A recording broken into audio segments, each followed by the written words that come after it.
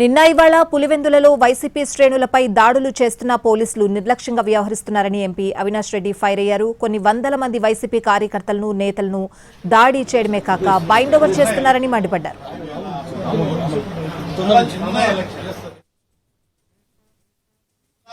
నిన్న రాత్రి ఏ టీం అయితే ఇక్కడ దాడి చేసి పులివెందుల టౌన్ లో దాడి చేసినారో మళ్ళా అదే టీము ఇంకొంతమంది ఎక్కువ వాళ్ళందరూ పోయి మళ్ళా నల్లగొండవారిపల్లిలో దాడి చేస్తా ఉన్నారు.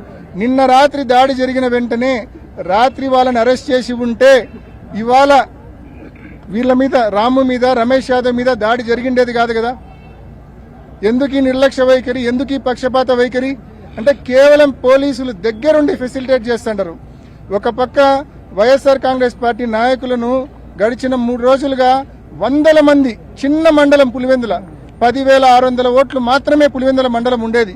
ఈ 10,600 ఓట్లలో కొన్ని వందల మందిని బైండ్ ఓవర్ చేస్తా ఉన్నారు పోలీసులు.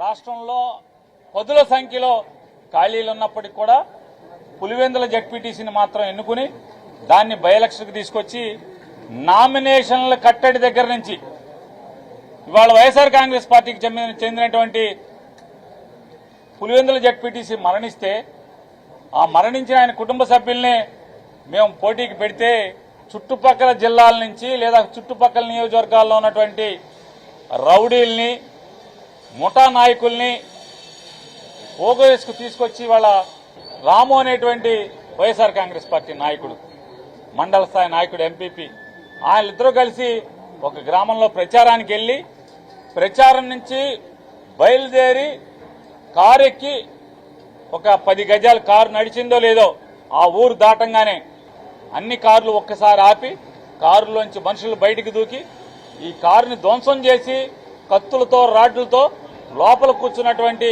రాము మీద, అలాగే రమేష్ యాదవ్, ఎమ్మెల్సీ రమేష్ యాదవ్ మీద పైశాచికంగా దాడి చేసి పోలీసులు ఎక్కడున్నారే అంటే చూడండి ఈ డ్రామా అంతా కూడా. పోలీసులు ఎక్కడున్నారే అంటే ఈ దాడి జరిగినటువంటి 1/2 కిలోమీటర్ బయట కాసు కూర్చున్నారు. అంటే అంతా తెలిసి వాళ్ళకి ఇదంతా కూడా ఆర్కెస్ట్రైజ్డ్, ముందే ప్రీ ప్లాన్ గా మీరు ఎక్కడికి రావాలి, మీరు ఏ ఊళ్ళో ఎవరు వస్తే ఎవరిని ఏం చేయాలి, పోలీసులు నెక్స్ట్ ఎంతసేపట్లో వెళ్ళాలి, ఇదంతా సినిమా ఆర్కెస్ట్రైజ్.